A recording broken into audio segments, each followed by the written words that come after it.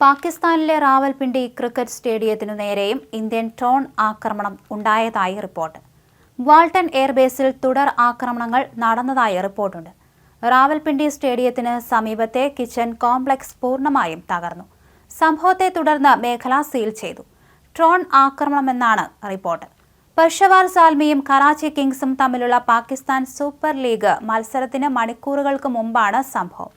Drone അപകടം ടൂർണമെന്റിലെ കളിക്കാരുടെയും കാണികളുടെയും സുരക്ഷയെക്കുറിച്ച് ചോദ്യങ്ങൾ ഉയർത്തിയിട്ടുണ്ട്. നിലവിൽ PSLലെ ശേഷിക്കുന്ന എല്ലാ മത്സരങ്ങളും കറാച്ചിയിലേക്ക് മാറ്റിയിട്ടുണ്ട്. അപകടത്തിൽ സ്റ്റേഡിയത്തിന് സമീപമുള്ള ഒരു റെസ്റ്റോറന്റ് കെട്ടിടത്തിന് ഭാഗികമായി കേടുപാടുകൾ സംഭവിച്ചതായി റിപ്പോർട്ട് പറയുന്നു. ഡ്രോണിന്റെ ഉത്ഭവത്തെക്കുറിച്ചും അത് ഏതെങ്കിലും പേലോഡ് വഹിച്ചിരുന്നോ എന്നും അധികൃതർ പ്രദേശം സീൽ ചെയ്തിട്ടുണ്ടെന്നും പാകിസ്ഥാൻ പ്രാദേശിക റിപ്പോർട്ടുകൾ പറയുന്നുണ്ട്. പരിക്കേറ്റ 2 സാധാരണക്കാരെ ചികിത്സയ്ക്കായി ഒരു പ്രാദേശിക ആശുപത്രിയിൽ എത്തിച്ചു.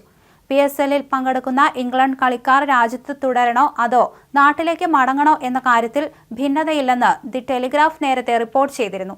സുരക്ഷാ സാഹചര്യം വിലയിരുത്താൻ England and Wales cricket board അടിയന്തര യോഗം ചേർന്നു. സ്റ്റേഡിയത്തിനു നേരെ ആക്രമണം ഉണ്ടായതിനെ തുടർന്ന് PSL ക്രിക്കറ്റ് മത്സരം കറാച്ചിയിലേക്ക് മാറ്റിയെന്ന് സൂചനയുണ്ട്.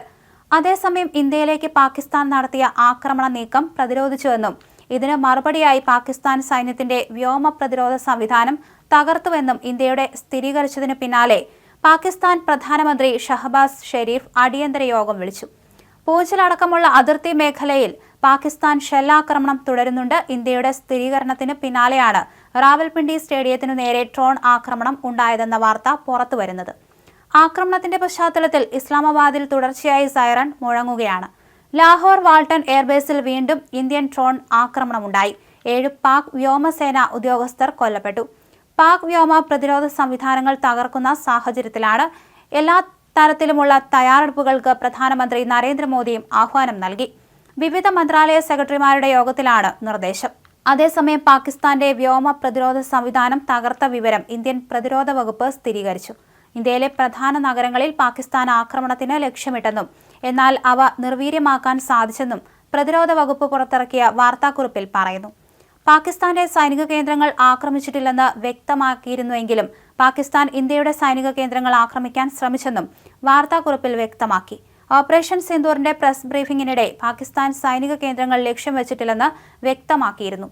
ഇന്ത്യയിലെ സൈനിക കേന്ദ്രങ്ങൾക്കു നേരെയുള്ള ഏതൊരു ആക്രമണത്തിനും ഉചിതമായ പ്രതികരണമുണ്ടാകുമെന്ന് വ്യക്തമാക്കിയിരുന്നു. എന്നാൽ ഇന്നലെ രാത്രി പാകിസ്ഥാൻ നിരവധി സൈനിക കേന്ദ്രങ്ങൾ ആക്രമിക്കാൻ ശ്രമിച്ചു. അവന്തിപുര, ശ്രീനഗർ, ജമ്മു, പഠാൻകോട്ട്, അമൃത്സർ, കപൂർത്തല, ജലന്ധർ, ലുധിയാന, അധംപൂർ, ഭട്ടിന്ദ, ചണ്ഡിഗഡ്, നൽ, ഭലോദി, ഉത്തർലെ, ഭൂജ് തുടങ്ങിയ സൈനിക കേന്ദ്രങ്ങൾ ഡ്രോണുകളും മിസൈലുകളും ഉപയോഗിച്ച് ആക്രമിക്കാൻ ശ്രമിച്ചു. ഇന്റഗ്രേറ്റഡ് കൗണ്ടർ UAS ഗ്രിഡും വ്യോമ പ്രതിരോധ സംവിധാനവും ഉപയോഗിച്ച് ഇവ നിർവീര്യമാക്കി. പാകിസ്ഥാൻ ആക്രമണമാണ് എന്നതിന് തെളിവും കിട്ടി.